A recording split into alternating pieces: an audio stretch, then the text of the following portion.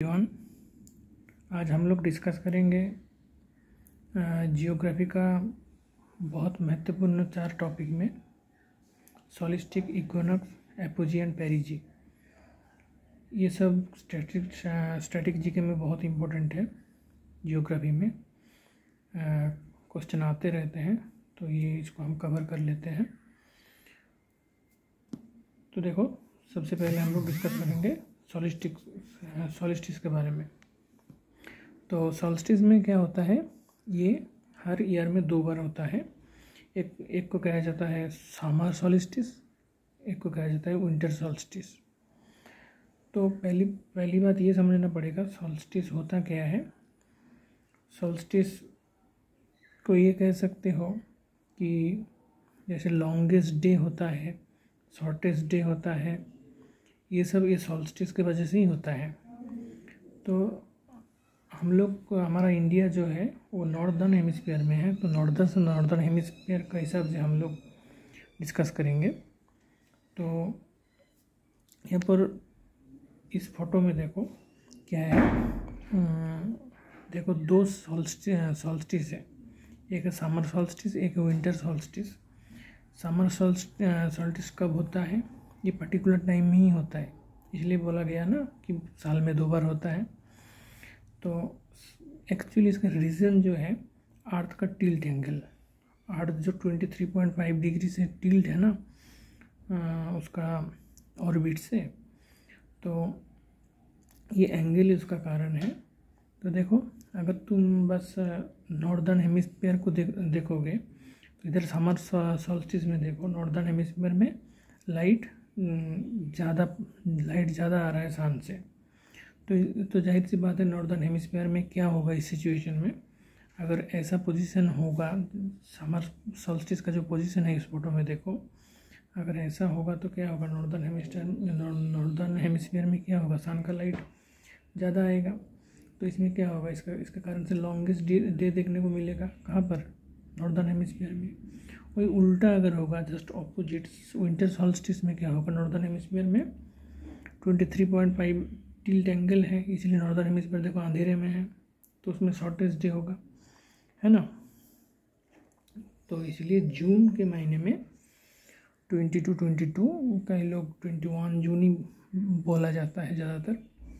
जून के महीने में हम लोग को समर सोल्स्टिस देखने को मिलता है नॉर्दर्न हेमिस्फीयर में, और दिसंबर के महीने में हम लोग को विंटर सोल्स्टिस देखने को मिलता है। कौन सी हेमिस्फीयर में, नॉर्दर्न हेमिस्फीयर में। तो वही बात कर रहा है।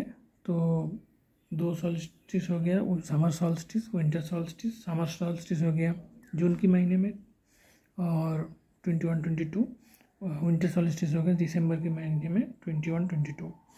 अब देखो समर सोल्स्टिस, जैसे कि मैंने बताया कि इसमें लॉन्गेस्ट डे मिलेगा नॉर्दर्न हेमिस्फीयर में, क्योंकि भाई लाइट ज़्यादा गिर रहा है। विंटर सोल्स्टिस में नॉर्दर्न हेमिस्फीयर में लाइट आ ही नहीं रहा है, बहुत कम आ रहा है, तो शॉर्टेस्ट डे होगा। कारण भी बता दिया, अर्थ का टिल्ट है 23.5 डिग्री जो है relative to its orbit around the sun. उस ऑर्बिट के हिसाब से 23 डिग्री में टिल्ट है, इसीलिए ऐसा हो रहा है। एक पोजीशन में नॉर्दर्न हेमिस्फीयर में ज़्यादा लाइट आ रहा है, दूसरा अपोजिट पोजीशन में नॉर्दर्न हेमिस्फीयर में लाइट कम आ रहा है। इसकी वजह से जो हो रहा है, हर साल में 2 सोल्स्टिस आ रहा है, एक विंटर सोल्स्टिस, एक है समर सोल्स्टिस। अब इसी फोटो में हम लोग इक्विनॉक्स भी समझ लेते हैं। अब 2 सोल्स्टिस को छोड़ के देखो, और 2 पोजीशन है अर्थ का जहाँ पर 2 इक्विनॉक्स देखने को मिल रहा है। इक्विनॉक्स, इक्वी का मतलब क्या आता है, सेम, मतलब इक्वल।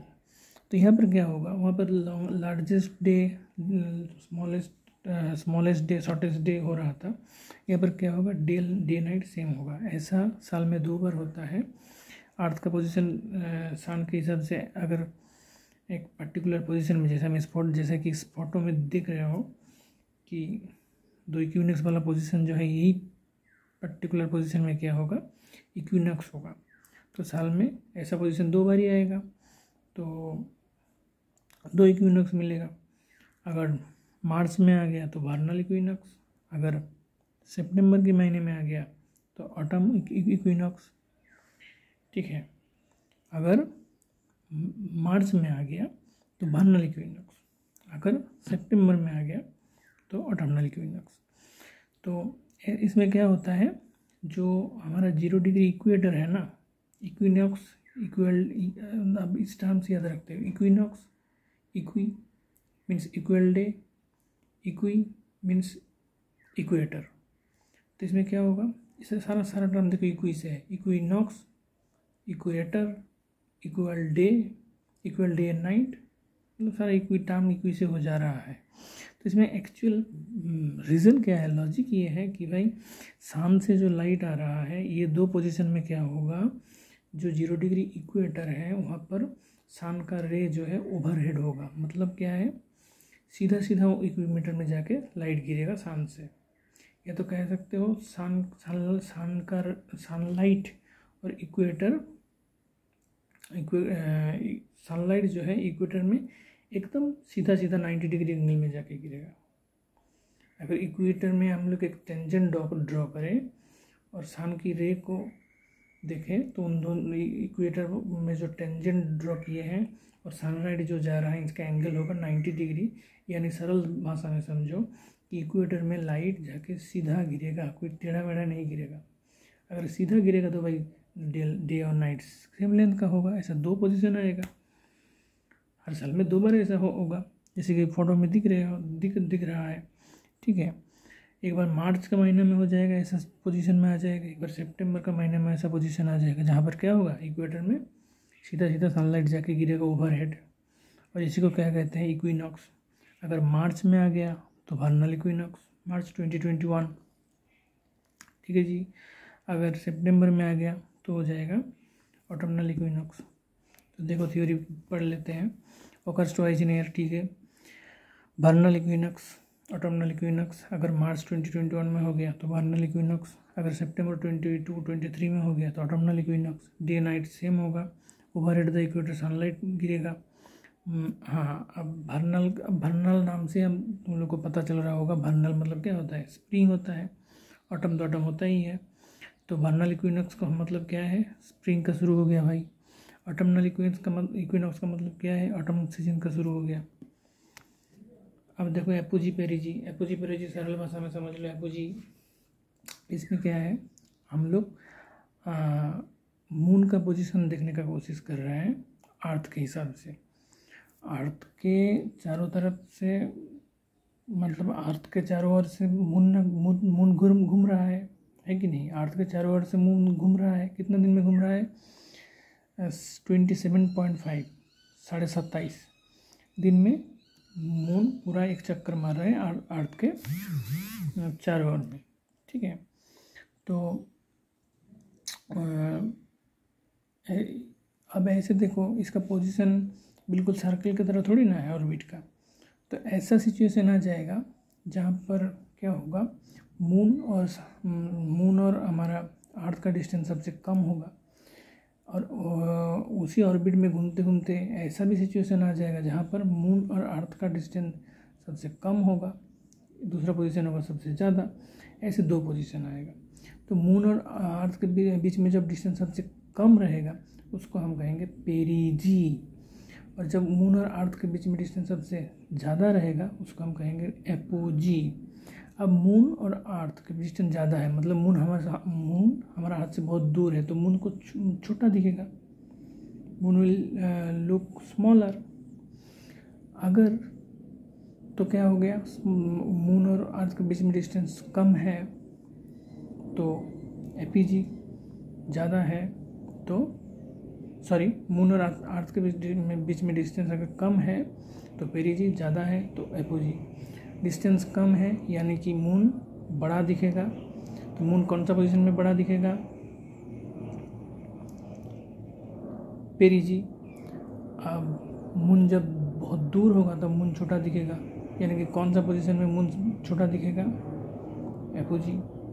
तो यही है इसका मेन कॉन्सेप्ट।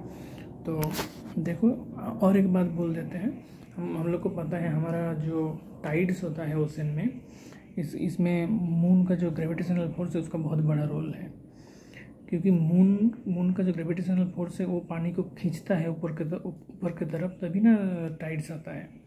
तो मून दूर है तो ज़्यादा खींच नहीं पाएगा, तो टाइड कम होगा। मून नज़दीक नज़दीक है तो बहुत ज़्यादा ग्रेविटेशनल फोर्स उसमें काम करेगा, तो पानी को बहुत खींचेगा, तो पानी ऊपर चढ़ेगा तो ज़्यादा टाइड आएगा। तो देखो एपोजी तो बोल ही दिया कि फारदेस्ट पॉइंट है। अब एक ही बार होगा, एक ही बार ऐसा, एक लूनर साइकिल मतलब 27.5 दिन में एक ही ऐसा पोजीशन, एक ही बार ऐसा पोजीशन आएगा जहाँ पर सबसे दूर रहेगा, और उसी टाइम क्या होगा, स्मॉलर दिखेगा मून, और ग्रेविटेशनल पुल का असर पृथ्वी में क्या होगा, कम होगा, टाइड्स थोड़े थोड़े होंगे, टाइड्स का हाइट उतना ज़्यादा नहीं होगा। पेरिजी में उल्टा होगा, closest position of moon to the earth, बहुत दूर बहुत नज़दीक रहेगा मून अर्थ के हिसाब से।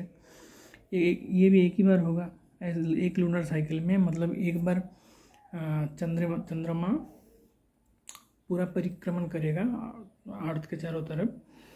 तो ऐसे सिचुएशन में मतलब एक पूरा ऐसे घूमने, ऐसा जो पूरा एक बार घूम रहा है, मतलब एक पूरा साइकिल जो हो रहा है, इसको लूनर साइकिल कहते हैं। और इसी के दौरान एक लूनर साइकिल के दौरान एक ही बार ऐसा सिचुएशन आएगा। तो अब क्लोज है मून हमारे पृथ्वी से तो बड़ा बड़ा दिखेगा, इसको सुपर मून भी कोई बोल देता है, सुपर मून फेनोमेनन। और नज़दीक है तो खींच भी ज़्यादा लेगा, ग्रेविटेशनल पुल ज़्यादा हो जाएगा, तो क्या होगा, टाइड का हाइट ज़्यादा, टाइड को ज़्यादा खींच रहा है ना पानी को जी, तो टाइड का हाइट बढ़ जाएगा, ज़्यादा बड़ा बड़ा टाइड आएगा, लीडिंग टू हायर टाइड्स। ये देखो पोजीशन दिखाने का कोशिश किया गया है इस फोटो में। ये देखो एपीजी मतलब बहुत दूर डिस्टेंस है अर्थ का मून से, पेरिजी मतलब बहुत कम है। यहाँ पर डिस्टेंस भी लिखा हुआ है, पेरिजी में 3 लाख समझ लो लगभग, वही एपोजी में 3 लाख से तो ज़्यादा ही है, खैर 3.5 लाख समझ सकते हो किलोमीटर। और एपोजी में देखो बहुत ज़्यादा है, लगभग 4 लाख के आसपास है।